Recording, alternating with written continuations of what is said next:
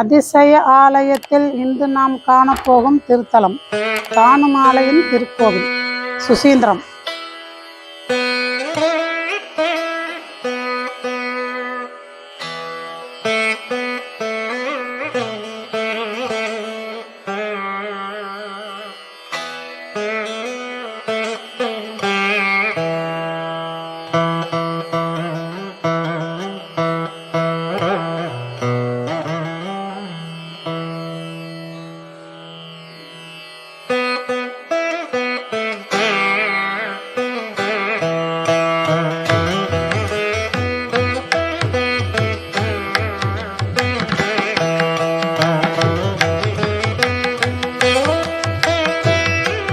ஜோதி ரூபனாய் ஆதியும் அந்தமும் இல்லாமல் உயர்ந்து நின்ற சிவபெருமானின் திருவடியையும் திருமுடியையும் காண முடியாமல் விஷ்ணு பிரம்மனும் திணறி போயினர். அவர்களில் திருமாலை முடியிலும் பிரம்மாவை அடியிலும் வைத்து தன்னை நடுவில் இணைத்து கொண்டு சிவலிங்க வடிவமாக ஈசன் அருள் புரியும் இடமே சுசீந்திரம். இங்கு இறைவன் மும்மூர்த்திகளின் வடிவமாக தானுமாலையன் என்ற பெயர் வீட்டிலிருந்து பக்தர்களுக்கு அருள்பாலிக்கிறார். தானு என்றால் சிவன், மால் என்றால் விஷ்ணு, அயன் என்றால் பிரம்மா ஆகியோர் இணைந்த உருவமே தானுமாலையன். தன்னுடைய அடியையும் முடியையும் காண முடியாத விஷ்ணுவுக்கும் பிரம்மனுக்கும் கார்த்திகை திருநாளில் தன்னை வழிபட்டதால் தனது முடியிலும் அடியிலும் இடமளித்து அருள் புரிந்தார். ஆகையால் அந்த திருக்கார்த்திகை திருநாளில் சுசீந்திரம் சென்று தானுமாலையனை வழிபட்டு வந்தால் நம் வாழ்வும் நம் சந்ததியினர் வாழ்வும் ஒளிமயமாகும். அத்திரி மகிழ்ச்சிக்காகவும் அவரது மனைவி அனுசுயா தேவிக்காகவும் ஈசன் இங்கு மும்மூர்த்திகளாக காட்சி தருகிறார்.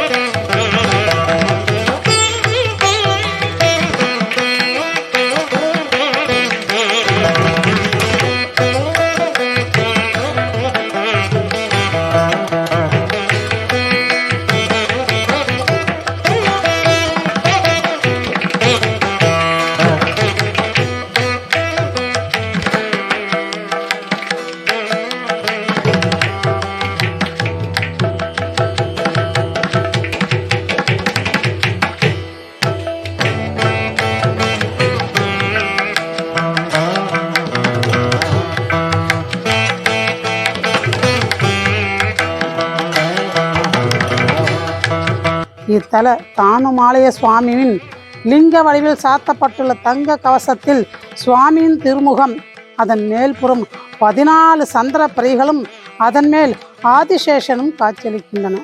தானுமாலைய சுவாமி கருவறை கோஷ்டத்தின் பின்புறம் உள்பிரகாரத்தில் மர சட்டத்தினால் ஆன 27 நட்சத்திர தீபக்குழிகள் உள்ளன. கார்த்திகை திருநாள் மற்றும் பௌர்ணமி நாட்களில் தூய பசுனை கொண்டு தாமரை திரிப்போட்டு 27 நட்சத்திர தீபக்குழிகளும் தீபமேற்று வழிபட்டால் ஜாதகத்தில் உள்ள தோஷங்கள் நம் கர்ம வினைகள் யாவும் நீங்கும் என்பது நம்பிக்கை. கருவறை கோஷ்டத்தை சுற்றியுள்ள பிரகாரத்தில் மூடு விநாயகர், துர்க்கை, அமரபுஜங்க பெருமாள், சங்கர நாராயணர், சண்டேஸ்வரர், நடராஜ சன்னதியில் உள்ளன. இத்தல மூடு விநாயகரையும் சங்கர நாராயணரையும் தொடர்ந்து 8 பௌர்ணமி நாட்கள் 5 அகல் விளக்கில் நெய் தீபம் ஏற்றி வழிபட்டால் சுபகாரிய தடைகள் அகலும். ஆலயம் 7 நிலை ராஜ கோபுரத்துடன் கம்பீரமாக காட்சியளிக்கிறது. கோபுரத்தை வணங்கி உள்ளே சென்றால் முதலில் நந்தீஸ்வரரையும் சிதம்பரேஸ்வரரையும் வழிபடலாம். பின்னர் கிழக்கு பிரகாரத்தில் உள்ள தட்சிணாமூர்த்தியை வழிபட்டு ஆதி சன்னதி எனப்படும் ஒன்றை அடியில் உள்ள மும்மூர்த்திகளை வழிபட வேண்டும். இங்குள்ள அலங்கார மண்டபத்தூணில் உள்ள விநாயகியை 8 அமாவாசை தினங்கள் தீபமேற்றி வழிபட்டால் பெண்களின் மாதவிலக்கு பிரச்சனை தீரும் என்று கூறப்படுகிறது. நீலகண்ட விநாயகரின் முன்பு உள்ள வசந்த மண்டபத்தின் மேல் கூரையில் 12 ராசிகளும் நவ கிரகங்களும் உள்ளன. இந்த வசந்த மண்டப தூணில் கால பைரவர் சிற்பம் உள்ளது. இங்கு 8 செவ்வாய்க்கிழமையில் தீபம் ஏற்றி வழிபட வீடு கட்டும் யோகம் உண்டாகும். தடைப்பட்ட கட்டிட வேலையும் தடையின்றி நடைபெறும். இத்தலத்தில் 18 அடி உயர ஆஞ்சநேயர் அருள்பாலிக்கிறார். இவருக்கு வெண்ணெய் சாத்தி வழிபட்டால் உடல் நோய்கள், கிரக தோஷங்கள் அகலும். செவ்வாய், சனி, மூல நட்சத்திர நாள், அமாவாசை நாட்களில் வெண்ணெய் சாத்தி வழிபடுவது உகந்தது. சுசீந்திரம் ஆலயத்துக்குள் பெருமாள் சன்னதியும் உள்ளது. இவ்வாலய தெப்பக்குளத்தின் வடகரையில் முன்னுதித்த நங்கை என்னும் ஆதிபராசக்தி ஆலயமும் அதை அடுத்துள்ள திருவாடுதுறை திருமடத்தில் காலபைரவர் தனி ஆலயமும் உள்ளது. இங்குள்ள முன்னுதித்த நங்கை அம்மனும் காலபைரவரும் தான் சுசீந்திரம் திருத்தலத்தின் காவல் தெய்வங்களாயினர். தானுமாலய சுவாமியின் கருவறையில் அர்த்தஜாம பூஜைகள் அர்ச்சகர்கள் யாரும் செய்வதில்லை. ஆனால் அர்த்தஜாம பூஜைக்கான அனைத்து பொருட்களையும் வைத்து விடுவார்கள். அப்படி இரவு நேர பூஜைக்காக பொருள்களை வைத்த அர்ச்சகர் மறுநாள் பெருமாள் கோவிலுக்கு சென்று விடுவார். முன்தினம் பெருமாள் ஆலயத்தில் இரவு பூஜை செய்தவர் மறுநாள் காலையில் தானுமாலையின் கருவறைக்கு அர்ச்சனை செய்ய வருவார்.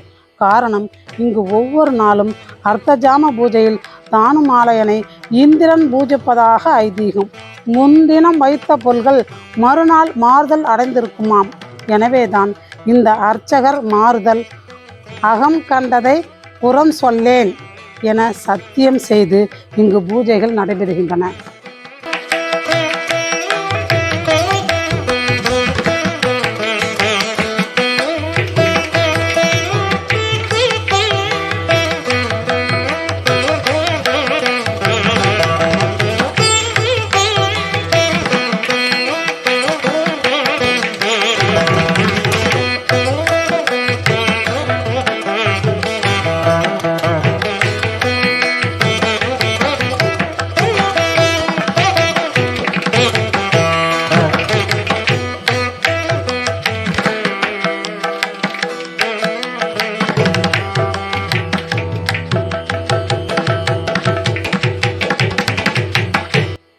ஒருமுறை சாபம் காரணமாக இந்திரன் உடல் முழுவதும் கோரமாக மாறியது.